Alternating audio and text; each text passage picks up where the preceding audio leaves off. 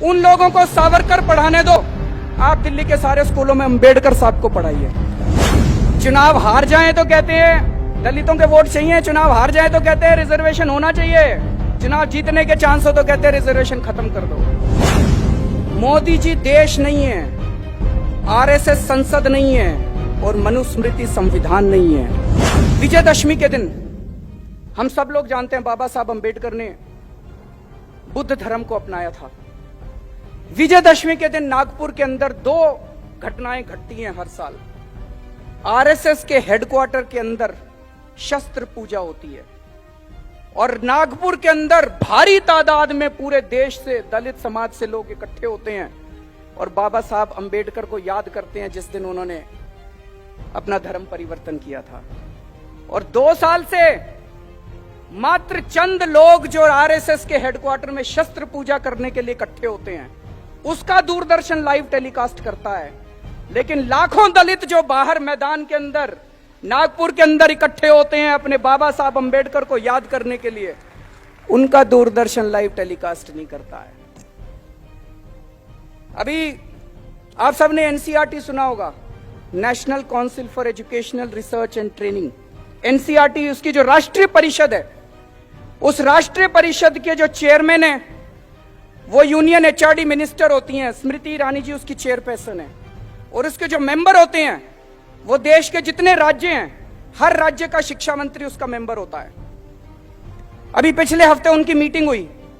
मनीष सिसोदिया जी दिल्ली के शिक्षा मंत्री हैं, इनको वहां जाने का मौका मिला। ये वहां गए और लौटने के बाद ये पूरा किस्सा मुझे बता रहे थे कि उस मीटिंग में क्या हुआ। एनसीईआरटी की मीटिंग में इन्होंने बताया 5 मिनट, पहले 5 मिनट में जो उनका फॉर्मल एजेंडा था वो पूरा कर लिया और उसके बाद चर्चा शुरू हुई। उसमें कई बीजेपी शासित राज्यों के भी शिक्षा मंत्री थे। चर्चा शुरू हुई कि सावरकर को स्कूलों के सिलेबस में लाया जाना चाहिए कि नहीं लाया जाना चाहिए। मनीष ने उसका विरोध किया।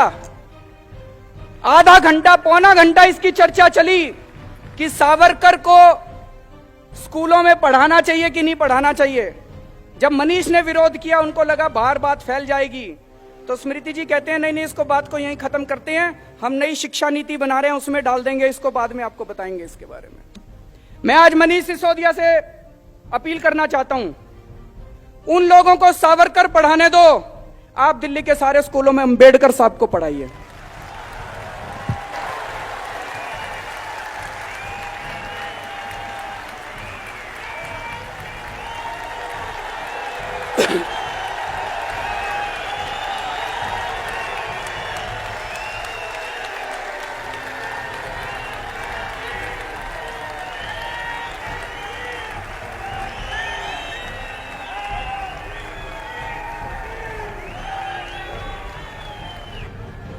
बाबा साहब के जीवन,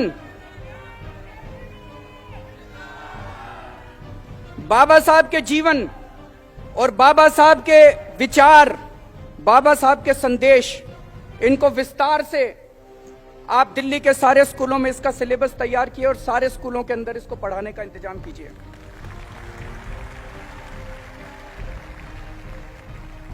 बाबा साहब अंबेडकर वो खुद छुआछूत का शिकार हुए थे। उन्होंने खुद ने अपनी जिंदगी के अंदर अन्याय बर्दाश्त किया था, इसलिए उन्होंने संविधान के अंदर रिजर्वेशन की व्यवस्था की थी। वो जानते थे कि यह समाज वो समाज है जिसने सदियों सदियों से अन्याय बर्दाश्त किया, सदियों से उन्होंने छुआछूत बर्दाश्त किया है। अगर उस समाज को अपने को बराबर लाना है तो अपने को उनको रिजर्वेशन देना पड़ेगा। आज मौजूदा सरकार, आरएसएस के प्रमुख कहते हैं रिजर्वेशन के ऊपर पुनर्चर्चा होनी चाहिए। प्रधानमंत्री जी कहते हैं हम रिजर्वेशन के पक्ष में हैं। किसको बेवकूफ बना रहे हैं? चित भी मेरी, पट भी मेरी।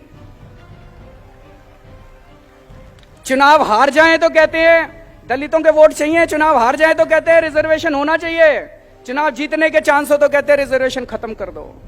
सारा देश देख रहा है इसको। मैं एक ही चीज कहना चाहता हूं जी, मोदी जी देश नहीं है, आरएसएस संसद नहीं है और मनुस्मृति संविधान नहीं है। आज ये देश आज ये देश कौन से संविधान से चलाने की कोशिश की जा रही है? बाबा साहब अंबेडकर के संविधान से या मनुस्मृति के संविधान से? हम ये बर्दाश्त नहीं करने वाले, ये देश ये बर्दाश्त नहीं करने वाला।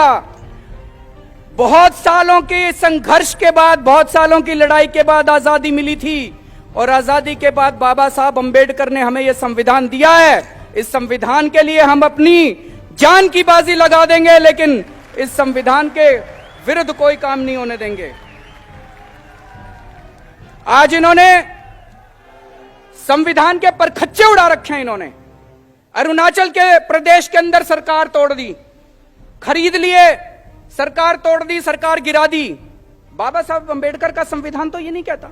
बाबा साहब अंबेडकर संविधान कहता है चुनाव लड़ो, जीत के आओ।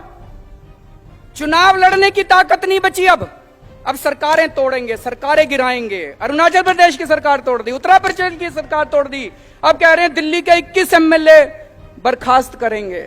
कर लो बर्खास्त, आ जाओ मैदान में, चुनाव लड़ते हैं।